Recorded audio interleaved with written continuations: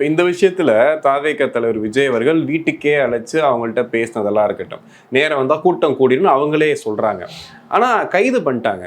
அதுக்கப்புறம் ஒரு கொந்தளிப்போ, அதுக்கப்புறம் ஒரு அறிக்கையோ தாவேகா சைட்லேருந்து எதுவுமே வரல. இதுவரைக்கும் எதுவுமே வரல.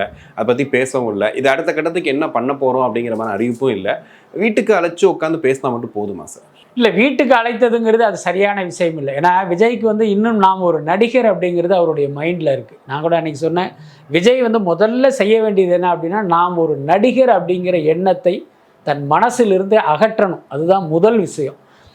நாம் வந்து ஒரு கட்சி தலைவர் அப்படிங்கிறது மட்டும் அவர் மைண்டில் இருந்திருந்தால் இவர்கள் இருக்கிற இடத்தை தேடி இருந்திருப்பார் அவர். ஆனால் நம்ம ஒரு நடிகர் அப்படிங்கிற எண்ணம் இருப்பதால் தான் அவர் இங்கே வருவதற்கே ஒரு தயக்கமும் தடுமாற்றமும் அவருக்கு இருக்குது. அதனால் அவங்கள வர வச்சு பார்க்க வேண்டிய கட்டாயத்துக்கு அவர் ஆளாகிறாரு. அதுக்கடுத்து நான் போனால் கூட்டம் வரும், சட்டம் ஒழுங்கு பாதுகாப்பு வரும், அதை பற்றிலாம் நீங்கள் கவலைப்படாதீங்க, நீங்கள் வாங்க, அது நடக்கிறது நடக்கும். பட் அது ஒரு பெரிய சிக்கல் தான். அதை வந்து விஜய் வந்து மாற்றிக்கணும்.